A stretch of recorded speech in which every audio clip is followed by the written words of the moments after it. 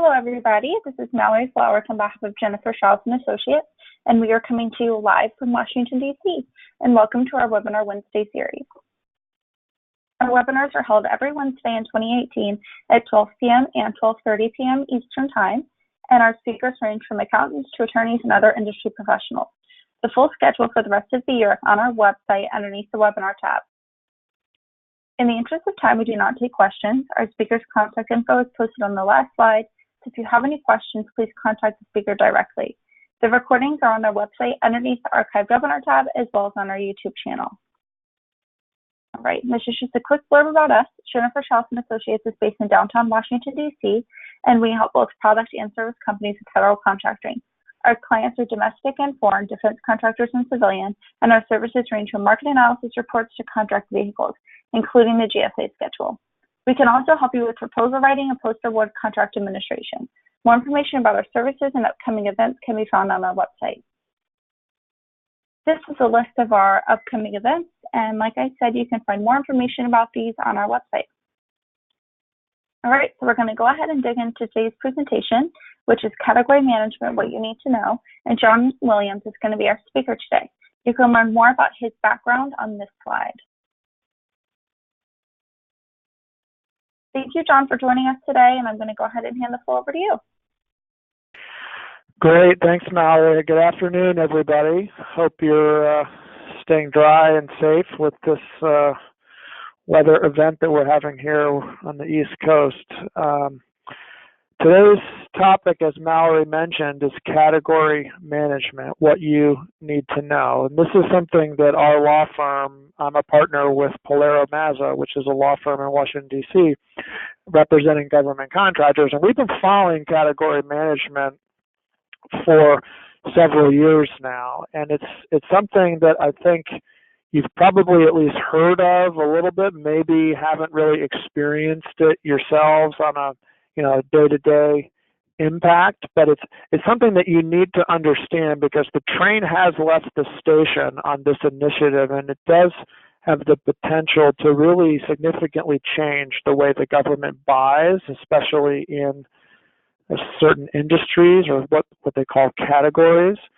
So if you're in those industries or categories, you really need to be aware of and be taking steps to be prepared for how the landscape may change. So let's change the slide and we'll give a little overview of what is category management. It is an initiative to reduce contract duplication. So you basically save money. I mean, that's the bottom line for category management. Government purchase more efficiently and saves money. The thinking behind it was that we have so many contracts out there that are duplicative, that the different government agencies are buying the same things via multiple contracts. If we reduce the number of contracts, then we could increase efficiencies, both from an administrative standpoint. We won't have to be managing as the government. We won't have to manage multiple contracts for the same thing. And we'll get better pricing. There'll be more, bit more competition, et cetera. So that's the idea. Reduce the number of contracts that are duplicative and save money on things that lots of agencies need to buy. And these are called categories. They're grouped. These common goods and services are grouped into categories. I think this initiative really started under the name Category Management back in December 2014. There was another earlier initiative called the Federal Strategic Sourcing Initiative. So strategic sourcing sort of evolved into category management. And I mentioned that, these three overarching goals. So let's go to the next slide. So how does it work? So the idea is that the government will move to what they call best in class, or you'll see the acronym later in the slides, BIC, the best in class contracts. And these best in class contracts will be used government-wide. Because again, like I noted on the last slide, there are many instances where the government is using different agencies or using different contracts to buy the same things. And the government wants to reduce that as much as possible by transitioning these common goods and services to what they call best-in-class contracts, and try to do as much of their purchasing as they can through best-in-class contracts. So it's going to be a consolidation, consistent terms and conditions. Again, increasing efficiencies for the government and leveraging their buying power. So I mean, that's the idea behind it. Again, that we're going to reduce the number of contracts, consolidate into these best-in-class contracts, and hopefully save the government money. That's their perspective. Let's go to the next slide. So the agencies that are leading the way on this is the Office of Management and Budget, OMB, their Office of Federal Procurement Policy, OFPP. So you'll see in terms of leading the way and how it's happening and rulemaking and policy pronouncements, et cetera, that's where it's emanating from. And then there are teams that are set up for each of the categories. We can go to the next slide. So what are the categories? The first one that they looked at was IT, not surprisingly, because that's such a big component of government buying. But there are other categories as well, all of which are listed here: facilities and construction, professional services, medical, transportation and logistics, industrial products and services, travel, security and protection, human capital, and office management. So those are the categories in which the government has identified there's too many contracts. We're not saving as much money as we could, so we want to try to consolidate and move to what they call best-in-class contracts for these categories that you see here on this slide. Let's go to the next slide. So, and here's this slide shows you the reason behind the government's thinking for these categories, because there's a significant amount of what they call common spending, that agencies are spending a lot in these categories and on these types of goods and services. So the idea is, again, the government's idea behind category management is to manage these categories. Let's buy these goods and services more efficiently. There's a lot of common spend here, so there's a lot of potential savings if the government can drive efficiencies. Next slide, please. Spend under management, or SUM, this is part of how category management will assess the spending being done by an organization. So it's the percentage of an organization's spending that is actively managed according to category management principles. So in other words, efficiencies and shifting to best-in-class contracts, et cetera. So, obviously the higher the percentage of SUM, then the greater job that organization or agency is doing in eliminating redundancies and increasing efficiencies and delivering more value and savings. So that's the objective for agencies, is to keep that percentage going up. Next slide, please. The OMB uses tiers in evaluating agency spending. So, the best tier would be tier 3, best-in-class solutions. So that's, from a category management perspective, tier 3 is, where they're trying to push more and more, and then all the way down to tier 0, where this is spending that is not aligned with category management principles. So, the policy objective is to be moving away from tier 0 as much as possible, and more and more shifting into the best-in-class category. Next slide, please.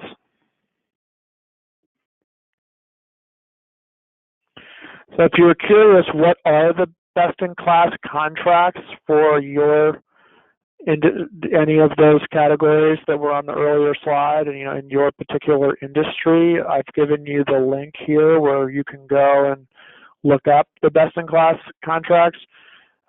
Because so many companies, especially in our area here in DC, are in the IT space and federal contracting, I've listed a few of the examples of the best-in-class contracts for IT. So you have VETS 2, and you have the Alliant contracts, and NASA SOUP, and GSA Schedule IT-70. There's some more as well. I just wanted to give a few examples of some of the more well-known IT contracts. Those are 4 that are considered to be best-in-class vehicles. Let's go to the next slide. So there was some question about whether or not the momentum for category management, which began during the Obama administration, would continue in the Trump administration. And I would say things got a little quiet on the category management front for the first roughly year of the Trump administration. But earlier this year, President Trump issued a management initiative, and it set aggressive category management goals. So I think beyond the specifics that I have here on the slide of what their goals are, I think this initiative is important because it shows us that the Trump administration is also serious about category management. So I think if you're in the government space and you're working in any of these industries that are part of category management, I think you need to understand that it's here to stay. That the Trump administration seems as committed to it as the Obama administration was. So, the goal by fiscal year 2020 is to have spending through the best-in-class contracts up to 40%. So what that means is, the tier 3, we want to push at least 40% of the spending to that tier. And we want to decrease unique contracts by 13%. So what I mean by that is, again, we have category management because there's this belief that with too many separate contracts that are for the same thing. Why do we have so many different contracts for buying laptops or whatever it might be? So the category management principles, they want to reduce the number of unique contracts that if one particular agency might put out its own contract for laptops. Let's not do that. Let's instead try to do more of that purchasing through these best-in-class contracts, like VETS 2 or IT-70, for example, for IT. So they want to increase the dollars running through these best-in-class contracts and decrease the number of unique contracts, all with the ultimate objective of saving dough. That's what this is all about. And like I said, it looks like the Trump administration is just as committed to it as the prior administration. Let's go to the next slide.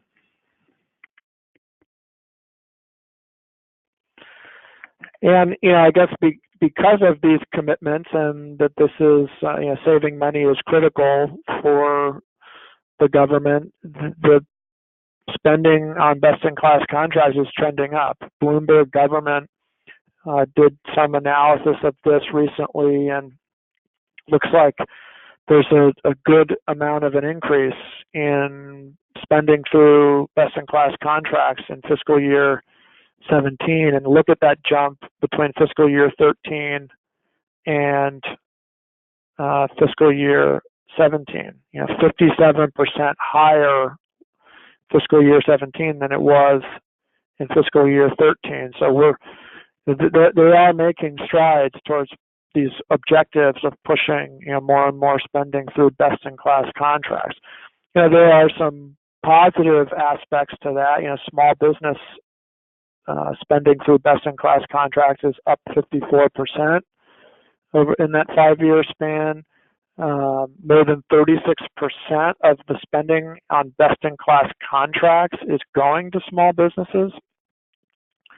And small business share of best-in-class spending is up a little bit in the last 3 years. So a lot of our clients are, most of our clients are government contractors, and many of them participate in the small business program. So these particular data points are, pretty good news for small businesses. But there are some dark clouds when it comes to category management for the industry in general, but in particular for small businesses. So let's go to the next slide and talk a little bit about why we have some concerns around category management. So, like I said, there are some positive aspects of it, but the data also shows that it's creating haves and have-nots. And this has been one of our real concerns about category management from the very beginning. Obviously, if you reduce the number of unique contracts that are out there and you limit one particular agency's ability to issue its own contract because it's supposed to use a government-wide best-in-class contract, and if you don't have that best-in-class contract, you might be left out in the cold. So, if you're in these industries, you really have to make sure you have the right contracts, you're chasing the right contracts. That adds importance for teaming and joint venture and mentor-protege relationships, and also strategic acquisitions, because all of those arrangements would be geared towards making sure you have either you yourself own the right contract, or you have a partnership arrangement with another company that has the best-in-class contract you need to continue, selling in the government space, to make sure you're not going to get cut out as more and more of this, maybe 30% of government spending goes through best-in-class contracts within the next couple of years. So we are worried that companies that are not prepared for this could be shut out of their markets, or at least a significant chunk, since, again, they're pushing to go 40% at least of spending through best-in-class contracts over the next couple of years. Next slide, please.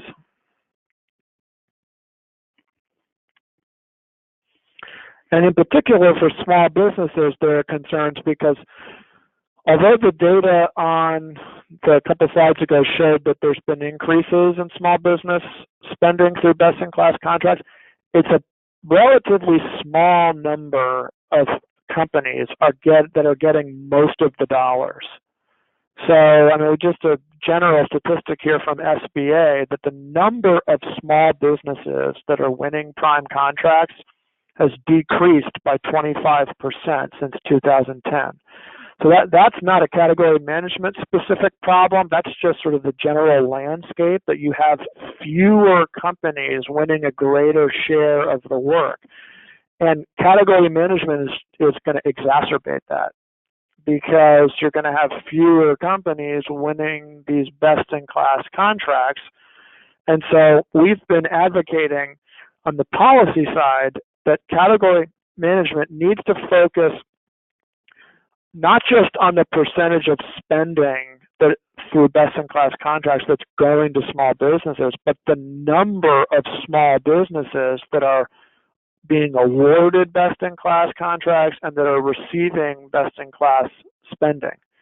Because the number of small businesses is equally, if not more important than the percentage of the spending going to small businesses, because that's an issue with the industrial base. How many small businesses are out there? We need a robust, for our economy to really flourish, this is our perspective, we need a robust small business community. We don't want to concentrate so much of the spending with just a few small businesses.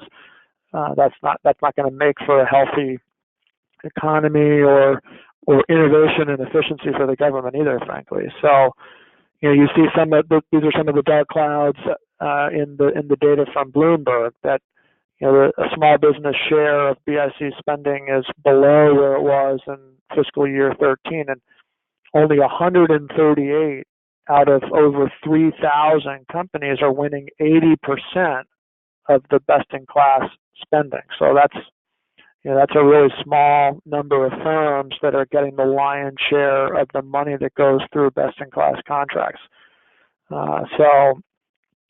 The top small businesses on best-in-class contracts have double the dollar share compared to the top small businesses on non-preferred contracts. So what this means is if you're on a best-in-class contract, you've got a much more likely that you have a significant dollar share than if you're not on a best-in-class contract. So again, this goes back to the haves and have-nots and the significance of being on these best-in-class contracts.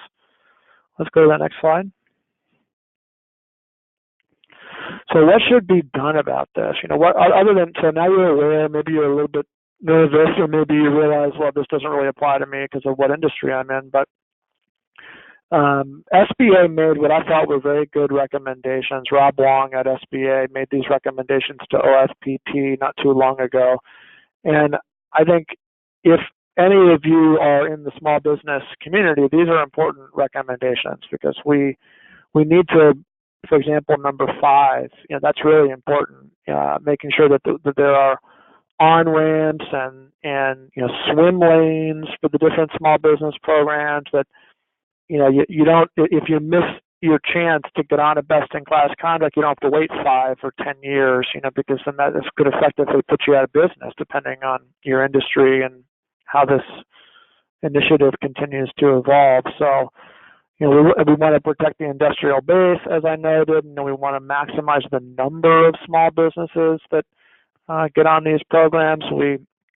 I think it puts greater emphasis on subcontracting plans too, because as a small business, a lot of your opportunities are at the subcontracting level. So if we have more and more work going through these best-in-class contracts, even if they're not set-aside work, it's just large business prime contractors holding these best-in-class contracts, then your opportunities as a small business might increasingly be at the subcontract level. And I think we have yet to really do a great job of making those subcontracting plans and subcontracting goals as meaningful as they could and should be for small business subcontractors.